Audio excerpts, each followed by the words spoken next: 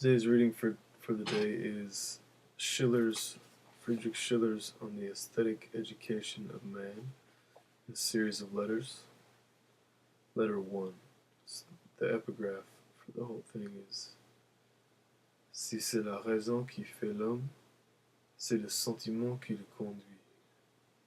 If it's reason that makes the man, it's a feeling that guides him, drives him.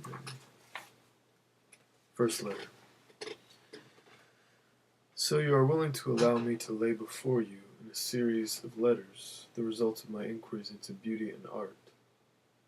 I am keenly sensible of the importance, but also of the charm and dignity of such an undertaking. I shall be speaking of a subject which is closely related to the better portion of our happiness, and not far removed from the moral nobility of human nature. The moral nobility of human nature.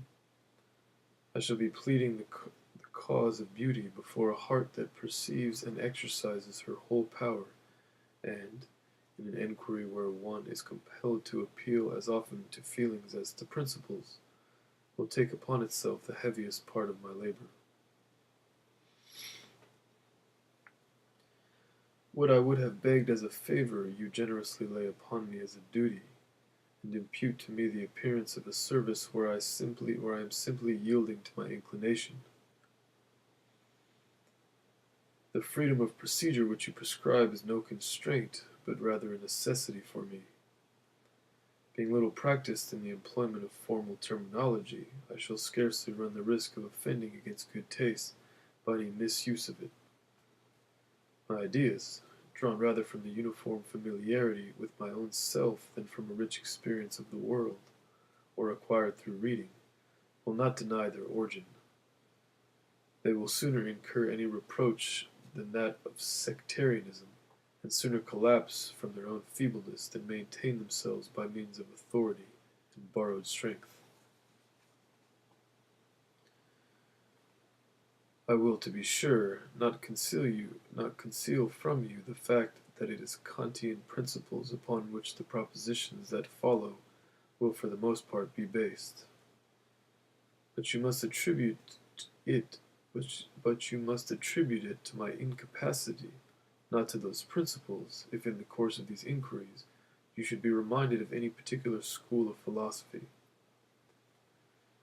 No, I shall regard the freedom of your mind as inviolable. Your own sensibility will furnish the facts upon which I build. Your own free intellectual power will dictate the laws by which we shall proceed. Concerning those ideas which predominate in the practical part of the Kantian system, it is only the philosophers who are at variance. I am confident of shewing that mankind as a whole has from the remotest times been in agreement about them. You only have to free them from their technical formulation, and they will emerge as the time-honored utterances of common reason, and as data of that moral instinct which nature in her wisdom appointed as man's guardian until a clear insight should bring him to maturity. But it is just this technical formulation, which reveals the truth of our understanding, that conceals it once again from our feeling. For unfortunately, the understanding must first destroy the objects of the inner sense before it can appropriate them. Like the chemist, the philosopher finds combination only through dissolution, and the work of spontaneous nature only through the torture of art.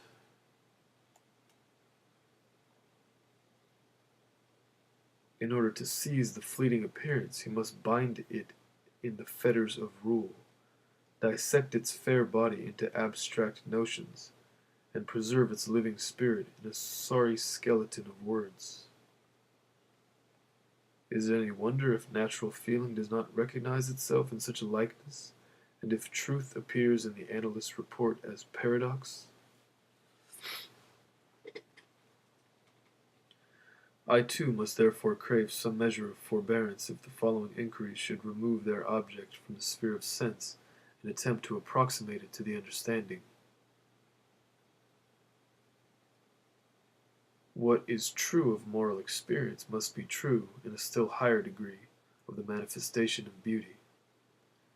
Its whole enchantment lies in its mystery, and its very essence is extinguished with the extinction of the necessary combination of its elements.